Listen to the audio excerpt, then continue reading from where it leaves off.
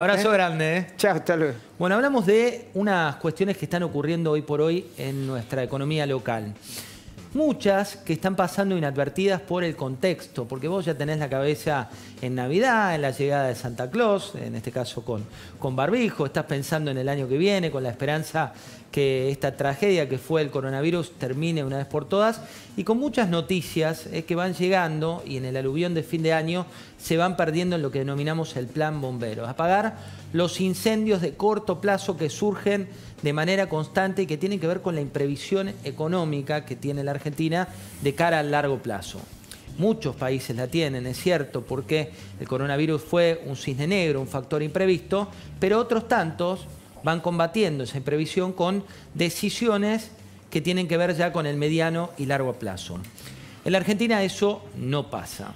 Para que te des una idea, mañana a las 6 de la mañana se van a cumplir los primeros 15 días de un paro brutal que se está produciendo y que tiene que ver con puntualmente los puertos. Vos decís, los puertos cerealeros.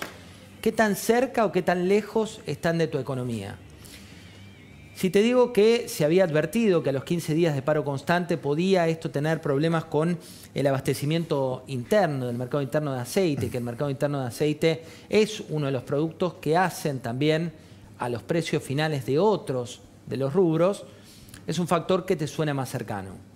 Si tenés capacidad de ahorro y venís viendo cómo no podés ahorrar en dólares en la Argentina, cómo no podés tener la posibilidad de elegir entre una moneda y otra, el tener paralizadas las ventas de granos y de todos los subproductos va generando un costo diario de 100 millones de dólares, que es muy superior si vos mirás los factores exógenos que ese paro está generando en varios rubros. Por ejemplo, la liquidación de divisas, que es imprescindible para generar divisas para nuestro país, un país que tiene escasez de ingreso de dólares, está reduciéndose, de acuerdo a las proyecciones, de los 1.700 millones de dólares que tuvo durante el mes de noviembre por este rubro, a unos 1.000 millones de dólares que se estiman para este diciembre, siempre y cuando las actividades se renueven.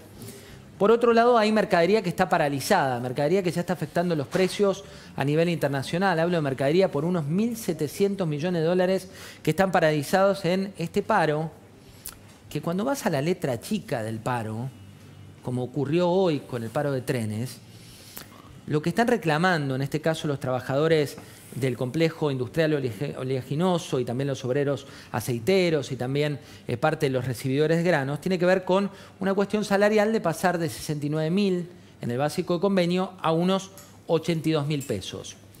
Sin embargo, no hay intervención por parte de las autoridades. El conflicto sigue ocurriendo, sigue creciendo y no hay una intervención realmente de fondo, una decisión política de solucionar esta cuestión. Hoy amanecimos con otro paro, que fue el paro de trenes. La Fraternidad decidió hacer un paro, cerca de 250.000 personas en temporada de COVID, con calor, cerca de 250.000 trabajadores que querían ir a su lugar de empleo, no pudieron hacerlo. Cuando vos mirás la letra chica, de nuevo, de este conflicto, que llegó al usuario final de los trenes, es cuanto menos técnico y se podría haber evitado. ¿Por qué?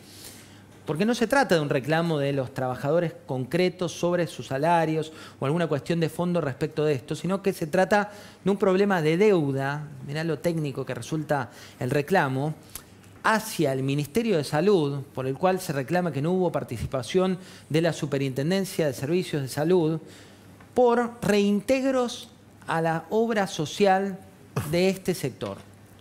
En el medio quedaron 250.000 trabajadores que hubieran preferido que esa conciliación obligatoria no se produjera porque el conflicto tenía la posibilidad de tener un diálogo antes de lo que se supone una explosión, que es cuando vos vas a subirte a un tren y ese tren no funciona por una cuestión que con antelación podría haberse resuelto. Finalmente se dictó la conciliación obligatoria, eso hace que las partes se retrotraigan al momento previo del conflicto.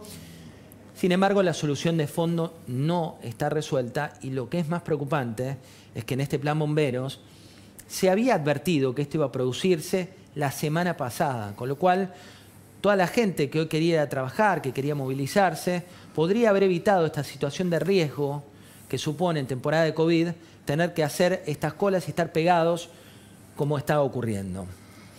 Hubo otra cuestión de fondo, y una cuestión de fondo que tiene que ver con lo que no queremos ver en la economía de la demora o de la procrastinación.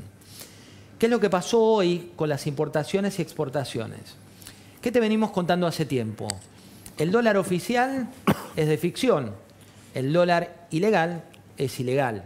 No de narcotraficantes como te quisieron hacer creer, sino que es el dólar que no está dentro del sistema formal que toma el INDEC, por ejemplo, para medir exportaciones e importaciones. Pero eso desde los números.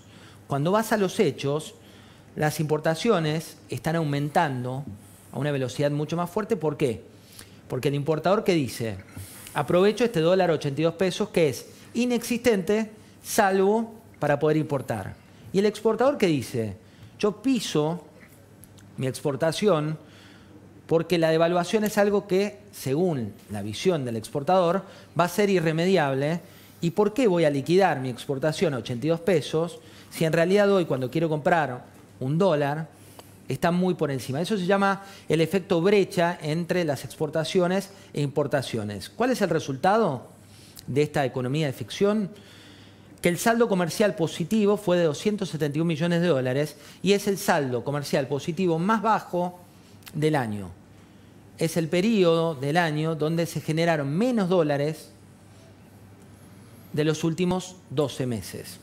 La baja en las exportaciones fue del 25,6% según el último indicador, y lo que te cuenta este rubro que te muestra el INDEC es que todas las exportaciones bajan, todos los rubros, no así las importaciones, con lo cual ahí se está planteando la otra situación del efecto brecha. En paralelo tuviste los 300.000 usuarios afectados por cortes de luz por Edesur, que como te decía se debe a una cuestión más técnica que afectó a 25 barrios porteños, que hubo incendios en pastizales y que se están investigando. No se debe todavía a una cuestión de infraestructura como se filtró por la tarde y después fue desmentida por las autoridades.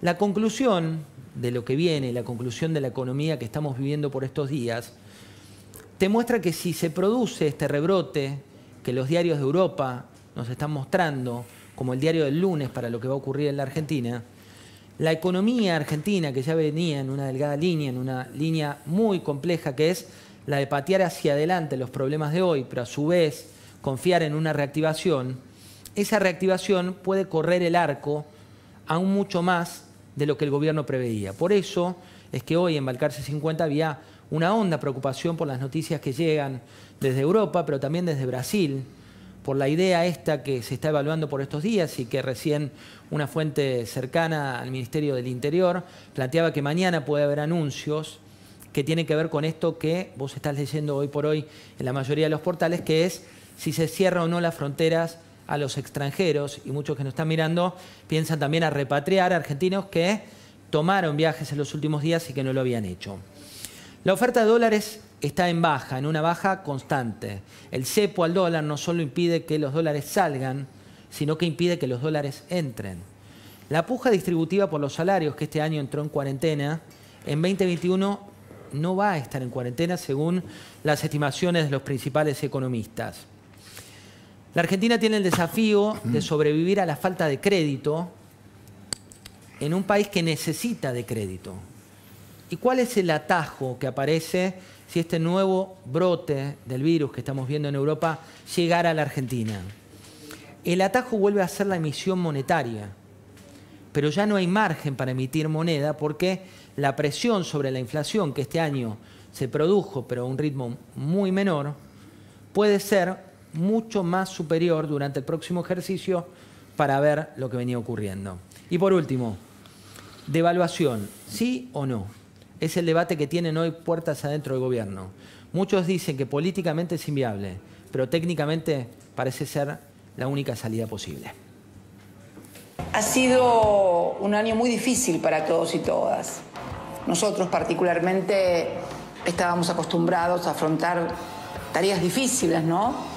Y también, ¿por qué no decirlo?, también enfrentar y sufrir persecuciones, hostigamiento, etcétera, etcétera, etcétera. Que debemos seguir cuidándonos porque La pandemia ha vuelto a florecer en Europa y con otras características, y tenemos que estar preparados ya con la experiencia vivida para afrontar lo que se viene. Obviamente esto es una enfermedad que hace un primer brote y luego un segundo brote, con lo cual el segundo brote en la Argentina o particularmente en la ciudad lo vamos a tener. Recién Rusia empieza a probar esto a fines de noviembre, hay muy pocas pruebas. Entonces cuando nos diga que viene es una irresponsabilidad, porque su eficacia no está probada y puede haber factores contraproducentes.